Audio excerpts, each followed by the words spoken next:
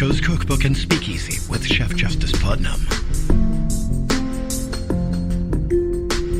netrootsradio.com.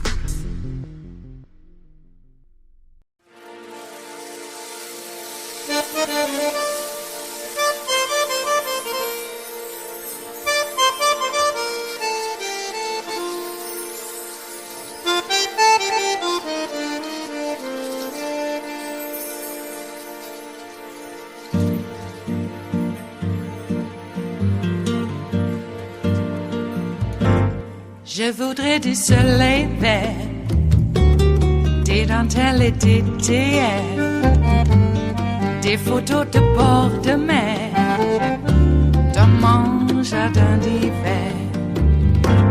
Je voudrais de la lumière, comme en Nouvelle-Angleterre. Je veux changer d'atmosphère, dans mon jardin d'hiver. Ma pleure sous la pluie de novembre. Tes mains qui courent, je n'en peux plus de t'attendre. Les années passent, il est loin, là je tombe. Nul ne peut nous entendre. Je voudrais du Fred Astaire, revoir un latte. Federal Judge Eileen Cannon just issued an order reversing herself, granting special counsel Jack Smith's motion for reconsideration. In this order, though, she criticizes special counsel Jack Smith for not helping her more understand the law, and she says it's actually Jack Smith's fault why she applied the wrong legal standard when she previously ordered certain confidential information be disclosed to the public, simply because Donald Trump took confidential information that was produced by the government during discovery and attached it to frivolous motions to compel. And Judge Cannon said that the government would then have to show a compelling interest to keep the information confidential, and the government said no, it's just a simple good cause standard because there's a protective order governing the production of these types of records. And Judge Cannon, this is not a controversial issue when it comes to the identities of confidential informants and confidential witness interviews and other things that are produced pursuant to a protective order and discovery. These things aren't made public before a trial because you could be potentially threatening the lives of witnesses, some who may not even be testifying. I mean, to be clear, Donald Trump would have access to these records. The issue is, do you make them public and imperil the lives of witnesses, of people who are cooperating? And it's very basic law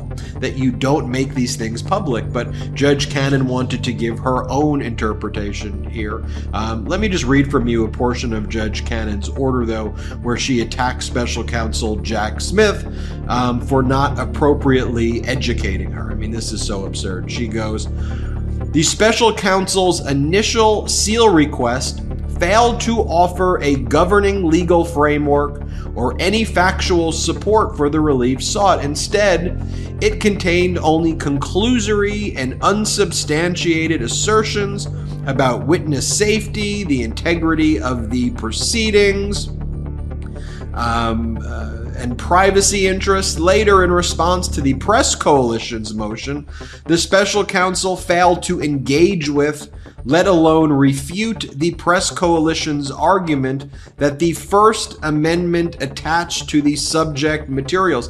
And again, by the way, you have Judge Cannon using that terminology that she used in another order where she directed special counsel Jack Smith to engage with unlawful scenarios. Let me be very clear, Judge Cannon. It's not the prosecutor's role to engage with things that violate the law. It's the special counsel's job to provide the information and data, and it's for you as a judge to have the bare minimum competency in order to understand and apply the correct legal standard. You go back to what Special Counsel Jack Smith explained. Special Counsel Jack Smith said, Judge, this is not a controversial issue that we protect the confidentiality of witness. That's the very purpose of why you have a protective order. I don't think Jack Smith thought you needed to cite additional law and you have to go back to law school and teach Judge Cannon what a protective order is and what a protective order means. Special Counsel Jack Smith said, look, Judge, this is what's called Jenks material. This involves confidential witnesses. This involves information from the Secret Service. This involves information from intelligence agencies. This stuff is produced pursuant to a protective order, and it remains confidential. It's very basic, and Judge Cannon applied a compelling government interest standard, and she was absolutely wrong, and now she's attacking Jack Smith.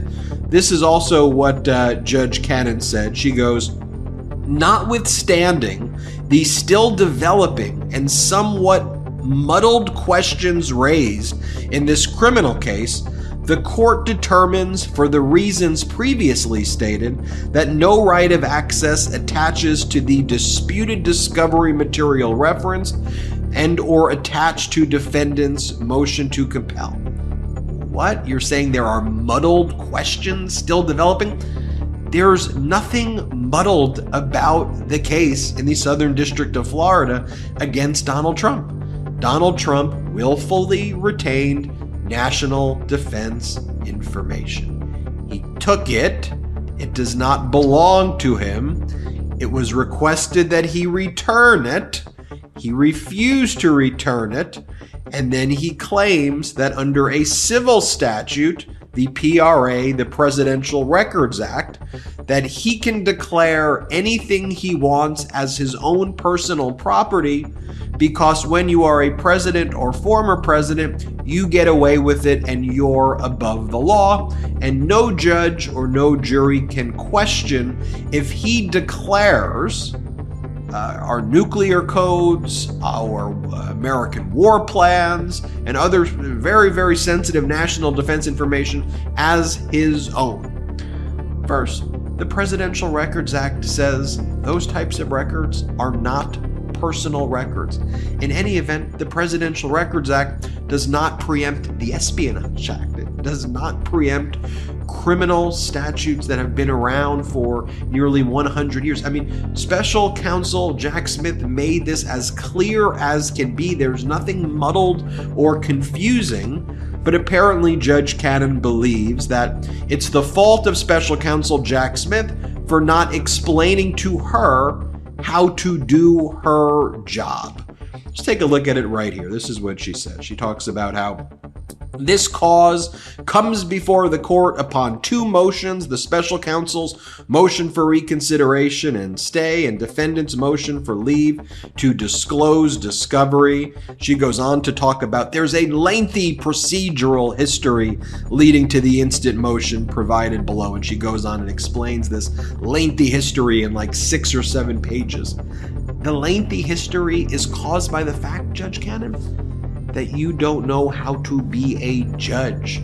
Special Counsel Jack Smith produced documents in discovery in a criminal case pursuant to a protective order, which says you keep this type of documents that always remain confidential in a criminal case. I know, Judge Cannon, maybe you haven't tried a criminal case before. You certainly haven't tried a criminal case involving classified information or highly confidential information like this. But this takes place in every single case. So Jack Smith turned it over, and then Donald Trump took it, filed a bogus motion to compel on frivolous grounds, and Trump said, aha, we've got an idiot judge who will do anything we tell her to do. That's essentially what Trump's lawyers were saying. Why don't we take the confidential witness information.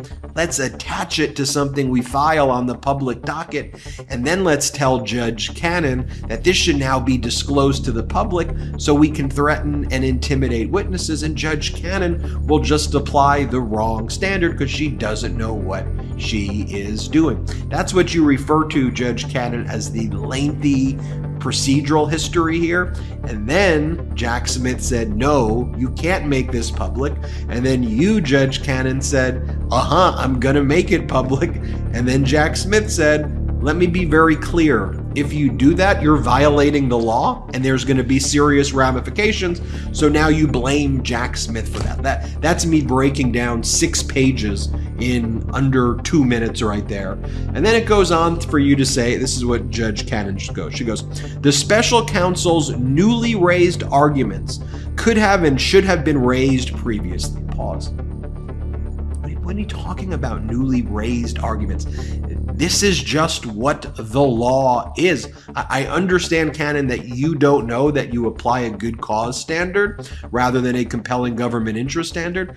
Jack Smith said that in the prior motions. Then Judge Cannon goes, as a preliminary point, the arguments and evidence advanced in the special counsel's motion could have and should have been raised in prior filings. Denial of the motion would be appropriate on that basis. As provided above, the special counsel had 2 opportunities to raise these arguments and failed to do so. The special counsel's initial seal request failed to offer a governing legal framework or any factual support for the relief sought.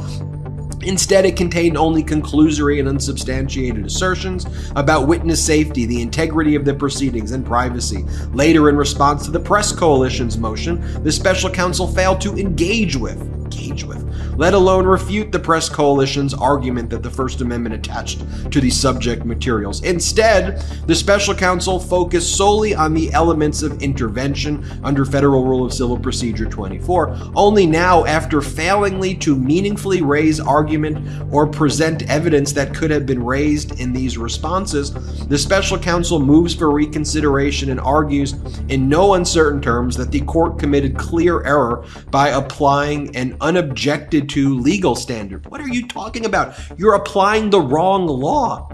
He objected to it when you applied the wrong legal standard. He gave you the right legal standard that's used in every single other case in the United States of America. Not just cases involving classified information or confident. Every case, it's a protective order. It's a good cause standard. I know you don't like to engage with the law, Judge Cannon, but you got the standard.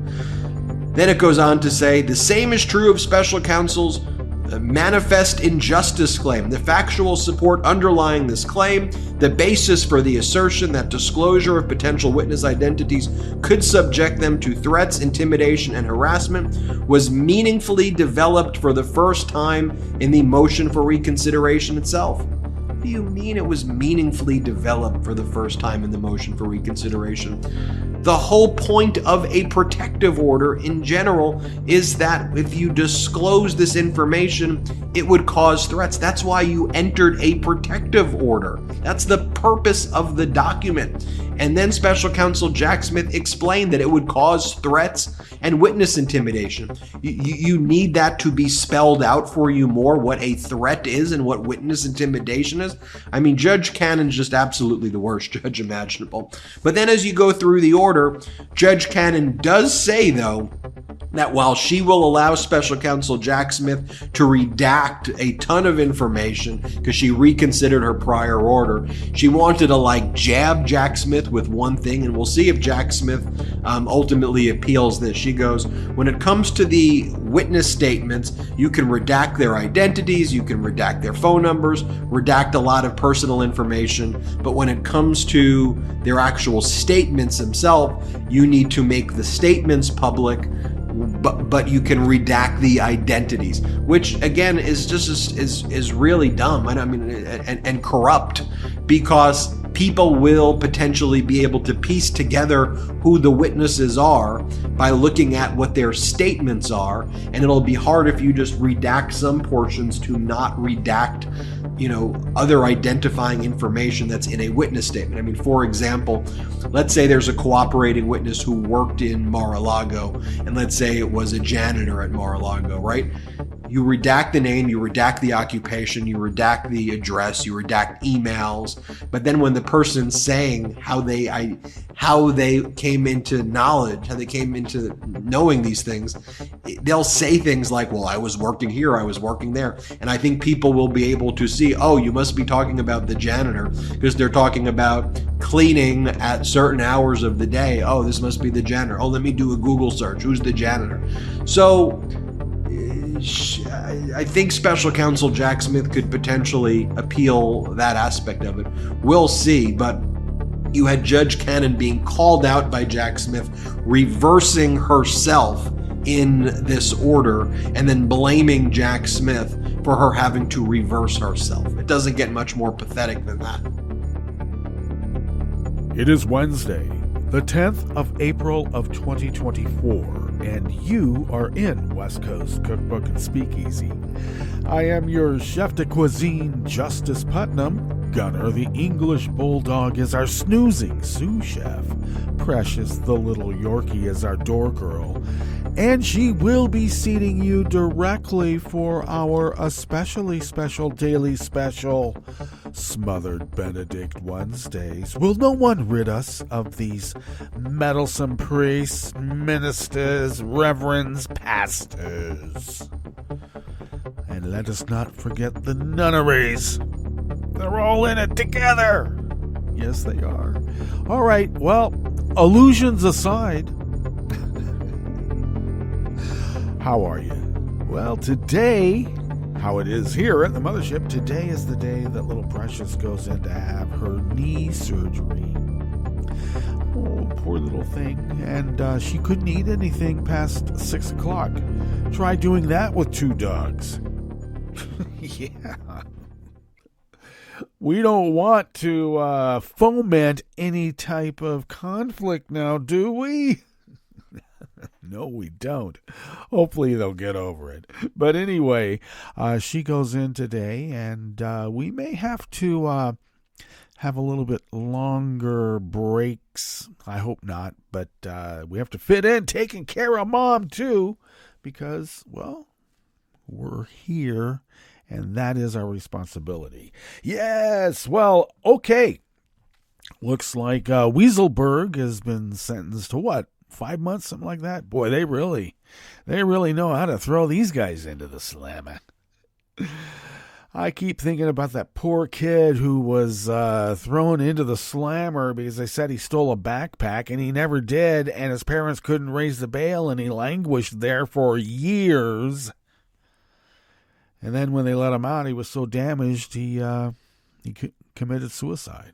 I don't want that to happen to Weisselberg, but I'm just saying. Weiselberg gets 5 months or whatever, and Khalif Browder gets, well, a death penalty.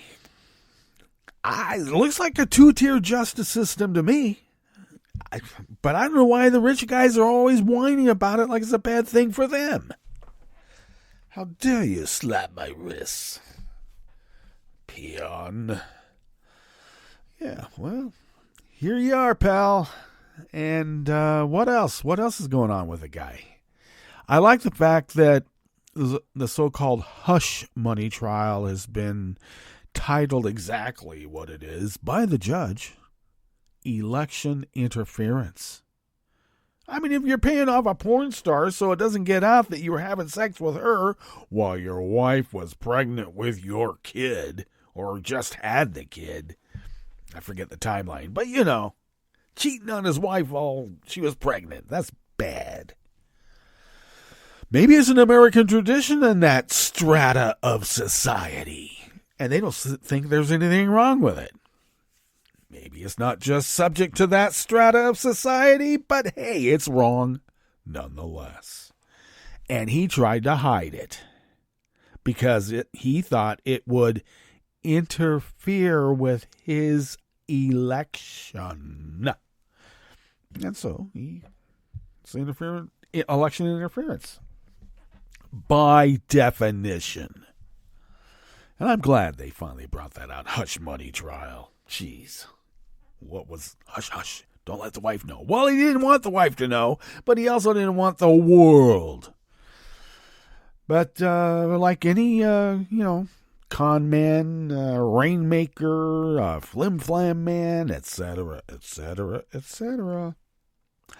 Hey, you just confront that which is confronted you, and, I don't know, make it your own. Grab them by the you-know-what, and they'll let you get away with it because you're a star, and look where he is. Every trial he's been able to muck up. How is that possible? Man.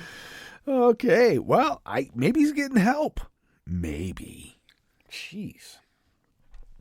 Manafort's being brought back, so you know what else is being brought back? Yeah, the old team from 2016.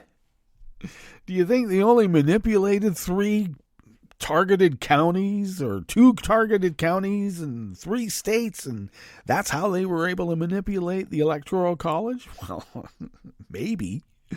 But I think they know a lot more now. Okay. All right. I guess we just have to put up with it, don't we? Do we? I don't know. Regardless, why don't we go ahead and give you a rundown on what we've curated for you here in this salon that we call West Coast Cookbook and Speakeasy, as we begin in the Bistro Cafe part. I know. See, in America, we serve the salads first. Over there, they do it last. So here, the chef's table's at the end instead of the beginning, where you have the amuse-bouche. You're supposed to have the amuse-bouche at the beginning. We do it at the end here, and that pays homage to how we're always doing things ass backwards. And we revel in it. All right. So I'm just trying to tell you, we're in the Bistro Cafe, and then we go to the chef's table for the amuse-bouche. But we do it at the end. Sort of like the salad at the first.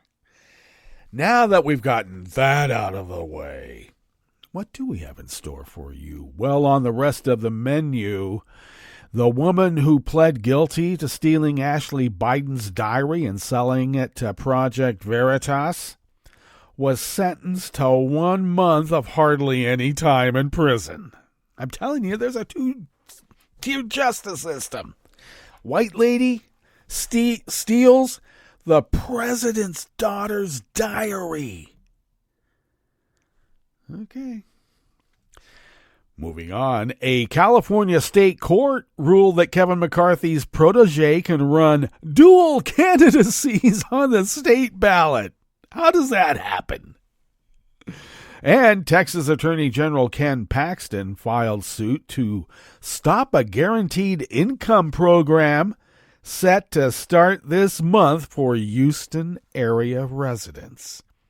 Of course, Republican enclaves have not had any problem with Ken Paxton and their guaranteed income policies. I'm just saying, why is it Houston? Okay. We know what he thinks about Houston. Black Democratic people.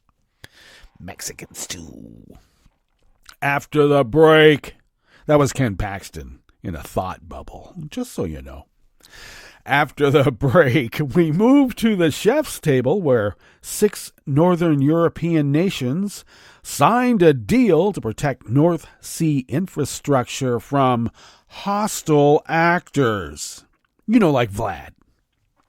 And lawmaker Simon Harris was elected Ireland's prime minister by a vote in Parliament, becoming at 37 the country's youngest ever leader. All that and more on West Coast Cookbook and Speakeasy. Bon appetit.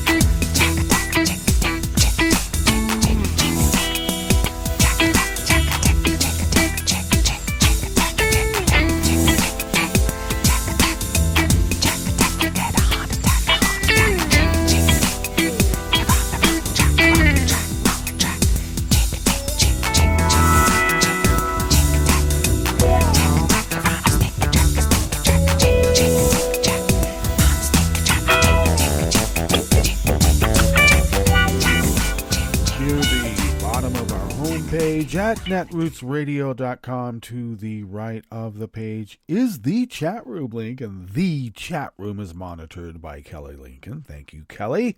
Across the page to the left from that chat room link, near the bottom of our homepage at netrootsradio.com, is the link to our Patreon page. And please do become a recurring Patreon of Netroots Radio. It really does help us, because it's not just this show. I mean, we run a whole powerhouse of resistance radio here, and we are able to do it because of your generosity over all these many years.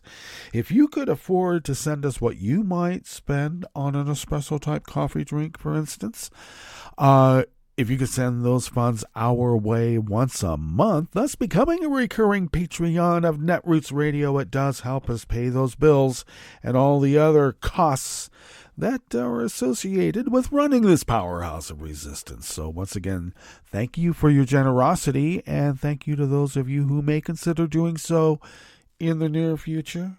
Thank you. If you would like to follow Netroots Radio on the social media sites, now there's so many because of one guy.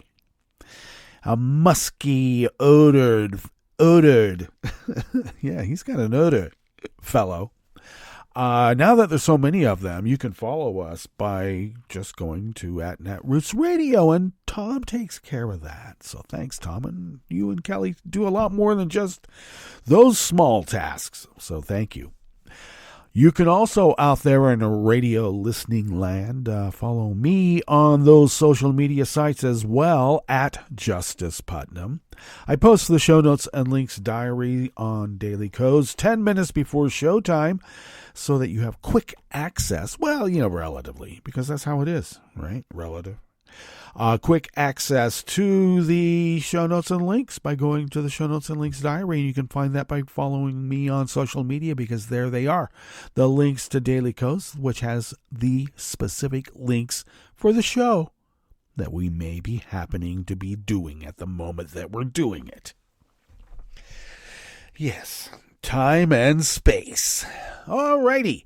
And you can also follow the show, because it's just like a placeholder. Yeah, it's like a placeholder right now. And I've been making excuses about that for so long, but I like to. Anyway, you can follow the show on Twitter at Cookbook West. And please, most importantly, if you could pick up podcasts by way of Spreaker, TuneIn, iHeart, YouTube, iTunes, even Audible. You can do that, please. Please pick up podcasts at all those places. All right, let us now tuck into this first offering here in the Bistro Cafe of West Coast Cookbook and Speakeasy. Smothered Benedict Wednesdays, by the way. A.J. McDougall from the Daily Beast brings us this first offering. The woman who admitted to stealing the diary of President Joe Biden's daughter and selling it to Project Veritas weeks before the 2020 presidential election was sentenced yesterday, Tuesday, to a hard 1 month in prison, followed by 3 years of supervised release. Oh, she gets it so hard. Amy Harris, age 41, was also ordered to forfeit the $20,000 she received in payment from the right-wing group Project Veritas by Judge Laura Taylor Swain, who called Harris's actions despicable. according to the Associated Press. In handing down her sentence, Swain noted that Harris had first tried and failed to sell Biden's possessions to Trump's campaign team. Her aim was simple, as a prosecutor put it. She wanted to damage Mr. Biden's father. Harris pleaded guilty in August of 2022 to conspiring with Robert Kurlander, a friend, to transport Ashley Biden's diary over state lines to New York, where she met with Project Veritas employees in September of 2020. Kurlander, age 60, and Amy Harris, age 41. Also received $20,000. They have it as $20,000, but I like to make it like a film noir. He also received $20,000 for the stolen diary. He pleaded guilty at the same time as Harris, but unlike her, cooperated with the Justice Department as it investigated the matter. He is set to be sentenced in October. Okay, she didn't cooperate. Got a month. He did cooperate. Okay. I don't know. Anybody else you would think, but I don't know. Maybe I'm just pulling at straws here, trying to find associations that don't exist. Back to the article. Harris was visibly emotional as she was sentenced in Manhattan federal court on Tuesday, the AP reported. She apologized to Ashley Biden, who left her diary full of highly personal entries related to her recovery from drug addiction at a friend's residence in Delray Beach, Florida, where prosecutors said she'd believed they would be stored safely. Instead, Harris stumbled across them while staying at the property in the summer of 2020, along with books, luggage, and a digital storage card belonging to Biden. Biden was not present in court yesterday, but her lawyer looked on. He looked on from the spectator section. In a letter filed earlier this week, the president's daughter called what happened to her as one of the most heinous forms of bullying. Harris, a Palm Beach resident. Wow, they must have some sort of disease going on around there in Palm Beach, where a certain Pervalago is, it's like a little mecca for people, eh? Well, she begged Swain to sentence her to probation. I'm a survivor of long-term domestic abuse and sexual trauma, she told the court, adding that she did not believe she was above the law. Well, that's nice. Federal prosecutors asked the court this month to impose a sentence of between 4 and 10 months behind bars. That's all. She wrongfully exploited her physical access to the intimate belongings of someone whom she did not know personally, but knew as a public figure whose property would fetch a handsome price tag, they argued in a sentencing memorandum in an accent totally made up at the moment because that's what we do. Stealing personal belongings of a candidate's family member and selling them to an organization to exploit them for political gain was wrong and illegal, no matter the political agenda. Okay, that's a little over the top, but we do that too. Prosecutors previously pushed for her to receive a lighter sentence amounting to 6 months of home and confinement and several years of supervised release. Give me another break. Is that all? And then they go, okay, we'll give her 6 to 10 months. Darn it. Oh, God. Okay. But in spite of all that, and in spite of her whining about being a sexual abuse survivor and having kids and all this other BS, she missed a number of sentencing hearings, citing illness or child care responsibilities. Prosecutors began to accuse her in filings of deliberately attempting to stave off sentencing and delay proceedings. Harris was ordered to report to prison in July, a date tentatively set up by Swain to coincide with her children who will be on summer vacation. She declined to speak to reporters as she departed yesterday, Tuesday. Now, no one at Project Veritas, which all but imploded late last year, has been charged in connection with the diary theft because somehow people think they're a journalistic organization when they're a rat-fucking lobby shop. That's my reporter's opinion, and this reporter's opinion, just so we make it clear. In December, a federal judge ruled that Justice Department investigators could access nearly 1,000 documents related to the case that were produced after the FBI raided the homes of 3 Project Veritas members, including founder James O'Keefe, in November of 2021. All 3 operatives have since left the organization. See, at least the Daily Beast doesn't call them journalists. With O'Keefe resigning last February amid mounting complaints over his bad financial management and, quote, outright cruel conduct, end quote. The status of the federal investigation into Project Veritas remains unclear.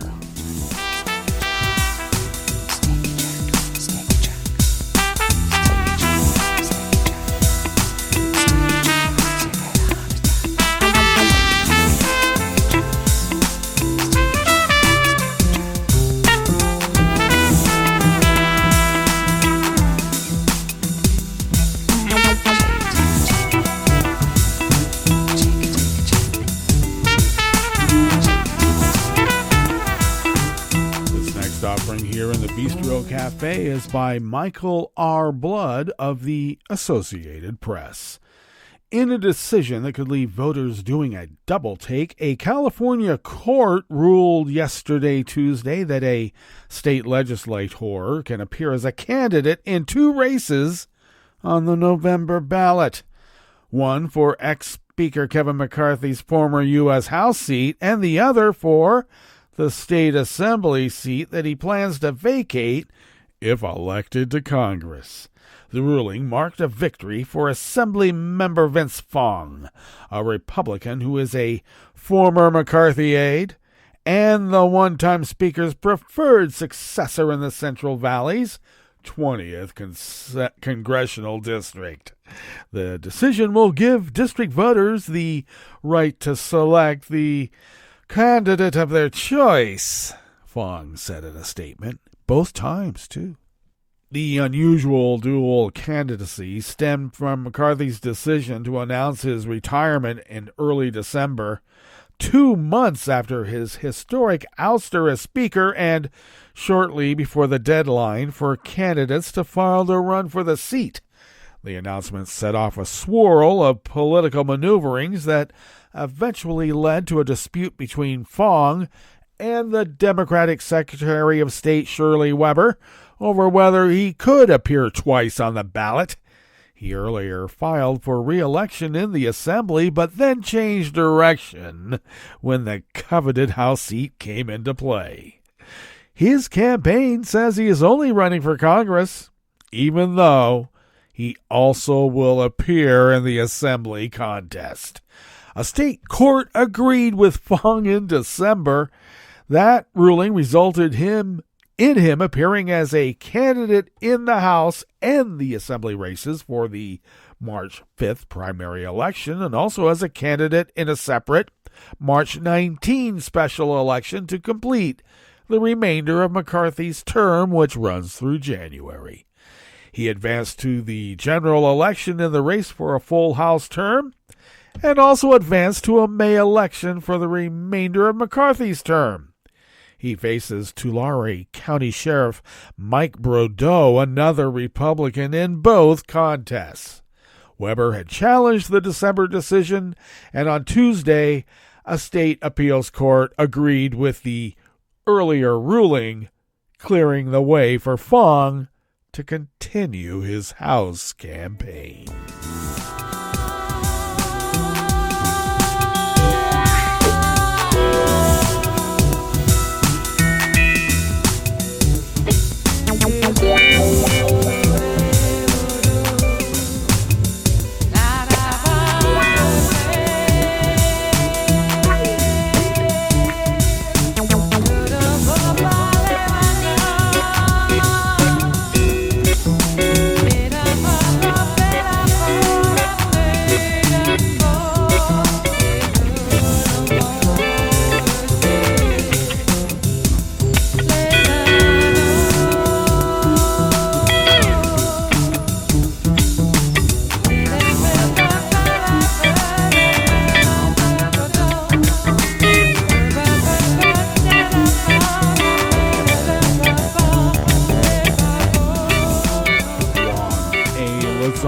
of the Associated Press brings us this final offering here in the Bistro Cafe part of West Coast Cookbook and Speakeasy, Smothered Benedict Wednesdays. Texas Attorney General filed a lawsuit yesterday, Tuesday, seeking to stop a guaranteed income program set to start this month for Houston area residents. The program by Harris County, where Houston is located, is set to provide no-strings-attached $500 monthly cash payments to 1,928 county residents for 18 months. Those who qualified for the program must have a household income below 200% of the federal poverty line and need to live in one of the identified high poverty zip codes. The program is funded by $20.5 million from the American Rescue Plan, the pandemic relief law signed by President Joe Biden in 2021. Federal pandemic funding has prompted dozens of cities and counties across the country to implement guaranteed income programs as ways to reduce poverty, lessen inequality, and get people working. In his lawsuit filed in civil court in Houston, Texas, Attorney General Ken Paxton dubbed the program the Harris Handout and described it as a socialist experiment by county officials that violates the Texas Constitution and is, what Paxton says, an illegal and illegitimate government overreach. He continued in a statement, "This scheme is plainly unconstitutional. Taxpayer money must be spent lawfully and used to advance the public interest, not merely redistributed with no accountability and reasonable expectation of a general benefit." Yeah, even if everything he says is true, you still want to kick the poorest of the poor. All right. Well, State Senator Paul Bettencourt, a Republican from Houston, who had asked Paxton to look into the county's program, called it an unbelievable waste of taxpayer dollars and lottery socialism. We hate poor people, he says, or thinks. In this reporter's opinion, all right? All right. Harris County officials pushed back on Paxton's lawsuit, which is asking for a temporary restraining order to stop the program. The first payments were set to be distributed as early as the 24th of April. Harris County Judge Lena Hidalgo, the county's top elected official, said guaranteed income is one of the oldest and most successful anti-poverty programs, and she feels for these families whose plans and livelihoods are being caught up in political posturing by Trumpian leaders in Texas. This lawsuit from Paxton reads more like a MAGA manifesto than a legal document, said Harris County Commissioner Rodney Ellis, who spearheaded the program known as Uplift Harris. Harris County Attorney Christian Menefee said the program is about helping people in a real way by giving them direct cash assistance, something governments have always done. And you know what happens when you give them direct cash assistance? They go and spend the money in businesses. The lawsuit is the latest legal battle between Harris County, Texas's biggest Democratic stronghold, and the GOP-dominated state government. Elections in the nation's third most populous county have been scrutinized for several years now because, guess what? Democrats vote Democratic, and they can't have that in Texas. The Texas legislature passed new laws in 2023 seeking more influence over Harris County elections because that's all they can do is cheat. Last year, Texas took over the Houston School District, the state's largest, after years of threats and lawsuits over student performance. Democrats assail the move as political. Now, Austin and San Antonio have previously offered guaranteed income programs in Texas. El Paso County is set to roll out its own program later this year. No lawsuits have been filed against those programs. Alrighty. Well, that brings us to our break. And when we get back from that break, we will go through weather from around the world. And we will finish up with the stories that we've curated for you today. You are listening to West Coast Cookbook and Speakeasy, and we will be right back. You are listening to netrootsradio.com. Please hang up and try again.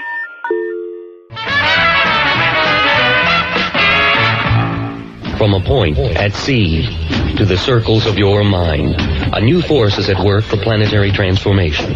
New radio for a new Earth.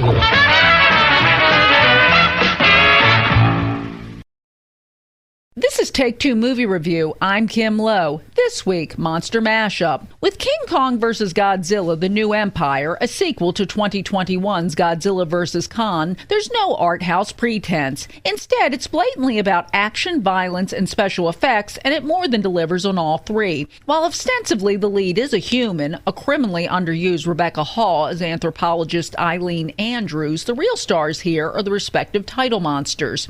Here, Kong has been banished to Hollow Earth, the New Empire, where, homesick for his beloved Skull Island, he discovers he's not the area's only primate inhabitant. In fact, there's a hostile tribe of other giant apes who are secretly planning to escape to the upper world and take over. Meanwhile, Godzilla is still loose in the upper world, wreaking his usual havoc by crushing everything in his path. So how are the two monster situations linked? Don't worry, the movie eventually explains. It's not a spoiler to say the explanation is a tad absurd, but these franchises have never made bones about their intentions. If you see this one, you've already accepted the premise, so enjoy the state-of-the-art CGI. The two monsters look surprisingly real, and the aforementioned Hollow Earth, with its ethereal vistas and exotic Jurassic/modern jungle animals, is beyond impressive. Also, while Godzilla pretty much remains one-dimensional personality-wise, he is a lizard after all, Kong shows some complexity as in the last one. You'll find yourself feeling empathy for the iconic ape's loneliness and yearning for companionship in his new environment. King Kong vs. Godzilla is unlikely to become a classic, but it does provide the escape that these 90 and 70-year-old franchises respectively have provided young and old for generations. This has been Take Two Movie Review. I'm Kim Lowe. Catch up with us at TakeTwoMovieReview.com and feed us back on our channel on YouTube.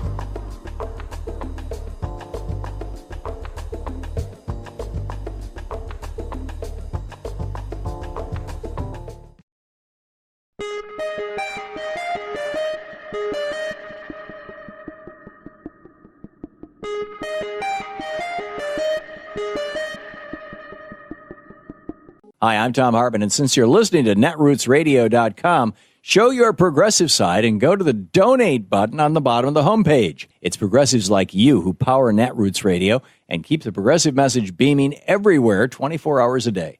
Just go to our donate button at the bottom of netrootsradio.com. Thank you for keeping progressive radio at full power.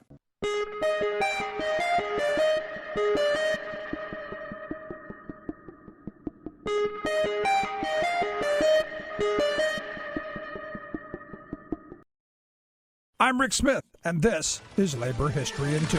On this day in labor history, the year was 1917. That was the day as many as 139 workers, mostly women, were killed in an explosion at the Eddystone Artillery Shell Plant just outside of Philadelphia. The plant, owned by Baldwin Locomotive Works, opened in 1916 and produced munitions for the Russian army. Baldwin also manufactured Enfield rifles and armored tanks for American forces. The United States had just entered World War I days before. Munitions production soared, along with the number of new hires. About 400 women worked at the F Building at Eddystone, which was blown to bits. F Building was where the powder fuses were manufactured, loaded into artillery shells, and then inspected. On this fateful morning, about 18 tons of black powder ignited, setting off thousands of shrapnel shells. This caused a series of detonations felt as far as 10 miles away. The blast blew some workers through the roof. Others were found nearby in the Delaware River. Of the dead, 55 were never identified.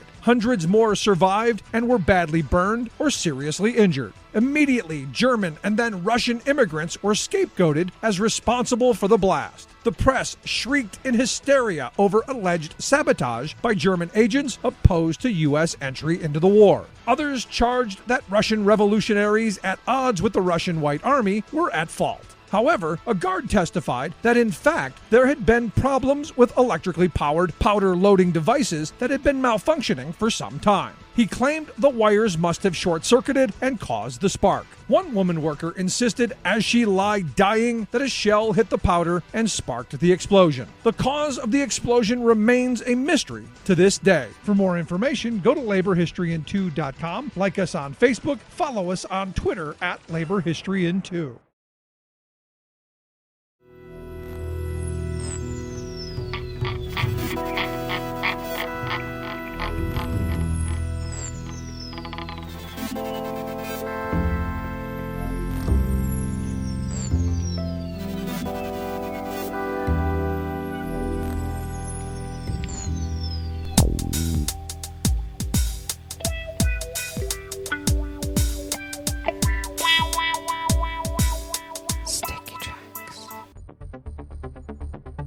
Thank you for accompanying us here to the chef's table at West Coast Cookbook and Speakeasy Smothered Benedict Wednesdays. We always begin, whether from around the world, along the banks of the Rogue River, in the Rogue River Valley of Southern Oregon on the west coast of the continental United States of America, where it is currently 48 degrees Fahrenheit, expecting highs in the mid-70s, could be a tad warmer even. Mostly sunny throughout the day with winds out of the north-northwest at 5 to 10 miles per hour. Mostly clear tonight with lows in the mid-40s, winds out of the west-northwest at 5 to 10 miles per hour. Then sunshine and clouds mixed tomorrow with highs in the low to mid-70s, winds continuing out of the west-northwest at 5 to 10 miles per hour. Grass pollen is rated high here in our little town of Rogue River. The air quality index for the region is in the good range at 17 parts per million, and that daytime UV index is in the high range at level 6, so take care. Barometric pressure is continuing to hold steady at 30.29 inches. Visibility is up to 9 miles, and relative humidity is at 100%. Weather from around the world is brought to you by a crowd of crowdsourced weather stations that a crowd crowdsources from around the world, and that is the Weather Underground. London is 55 degrees with rain. Paris is 63 and sunny. Rome is 63 and fair. Kabul is 55 and fair. Hong Kong is 61 and mostly cloudy. Tokyo is 50 degrees and clear. Melbourne, Victoria, Australia is 58 and cloudy. San Francisco, California is 51 degrees and partly cloudy. Chicago, Illinois is 58 and fair. And New York, New York is 58 degrees Fahrenheit and fair. And that is weather from around the world, brought to you by a crowd of crowdsourced weather stations that a crowd crowdsources from around the world.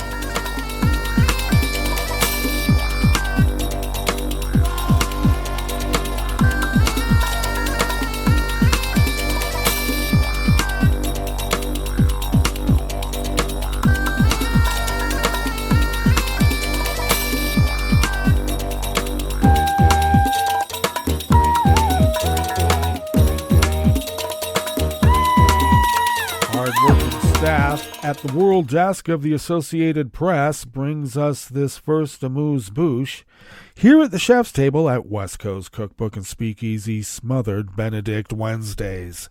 6 Northern Europe countries bordering the North Sea said yesterday, Tuesday, that they have signed an agreement to work together to protect underwater infrastructure in the northern part of the Atlantic Ocean from an increased risk of sabotage.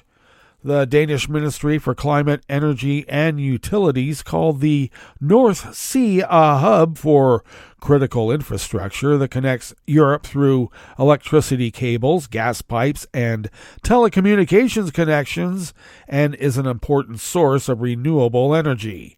The move comes after the yet unsolved 2022 explosions that damaged the Nord Stream gas pipelines in the Baltic Sea. They occurred in international waters, but within Swedish and Danish economic zones. Both countries have closed their probes into the blasts. The explosions ruptured the Nord Stream 1 pipeline, which was Russia's main natural gas supply route to Germany until Russia cut off supplies at the end of August of 2022.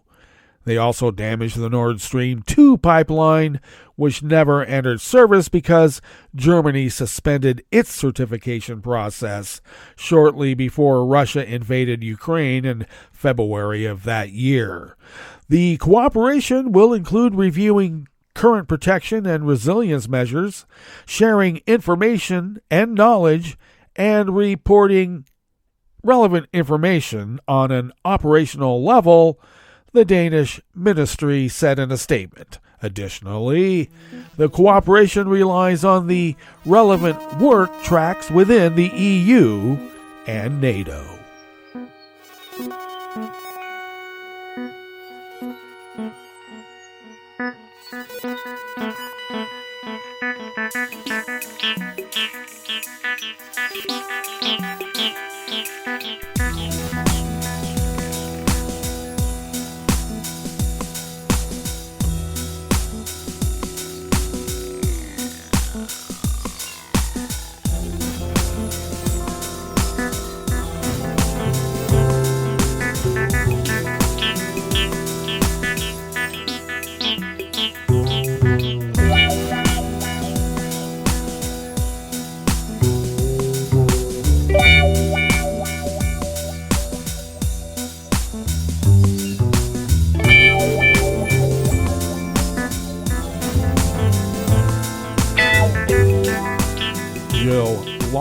Of the Los Angeles Times brings us this final amuse-bouche here at the chef's table at West Coast Cookbook and Speakeasy.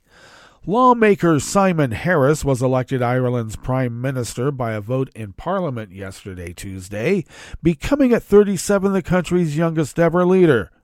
Harris takes over as head of Ireland's three-party coalition government from Leo Varadkar, who announced his surprise resignation last month. Harris, who served as higher education minister in Varadkar's government, was the only candidate to replace him as head of the center-right Fine Gael party. Or is it Girl?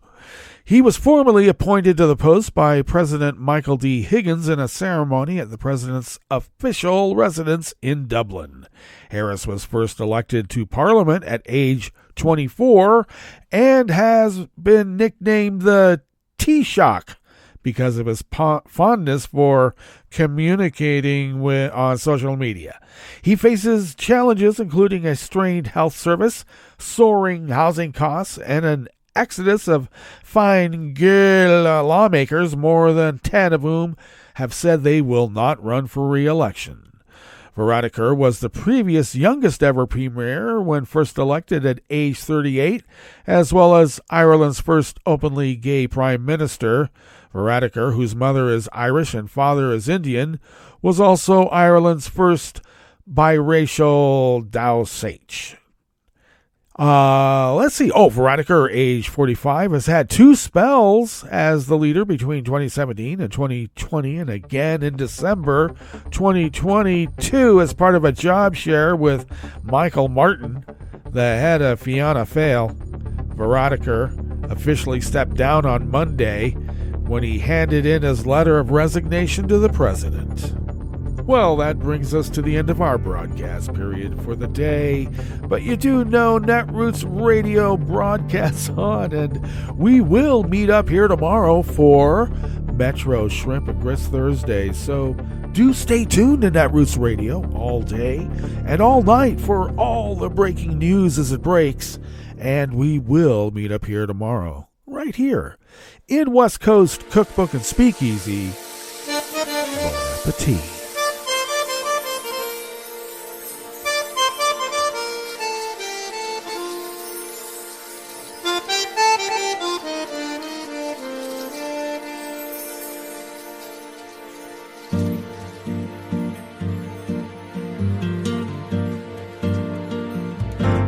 Je voudrais du soleil vert, des dentelles et des théières, des photos de bord de mer, dans mon jardin d'hiver. Je voudrais de la lumière, comme en Nouvelle-Angleterre. Je veux changer d'atmosphère, dans mon jardin d'hiver.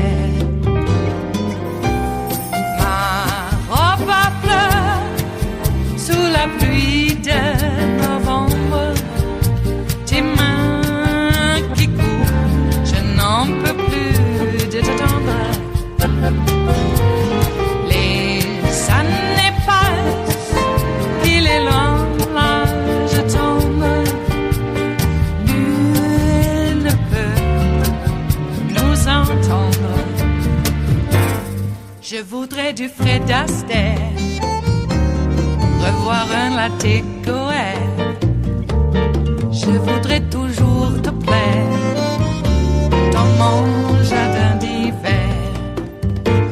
Je veux déjeuner par terre comme au long de golfe clair, t'embrasser les yeux ouverts dans mon jardin d'hiver.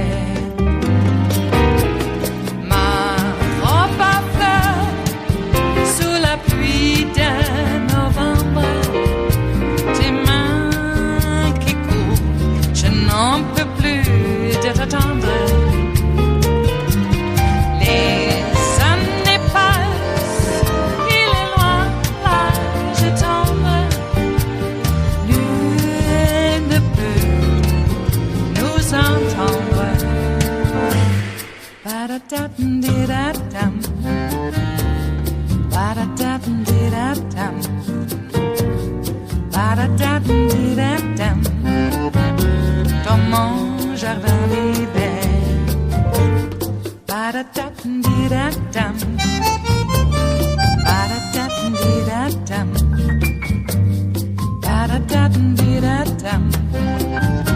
dans mon jardin d'hiver, dans mon jardin d'hiver, dans mon jardin d'hiver.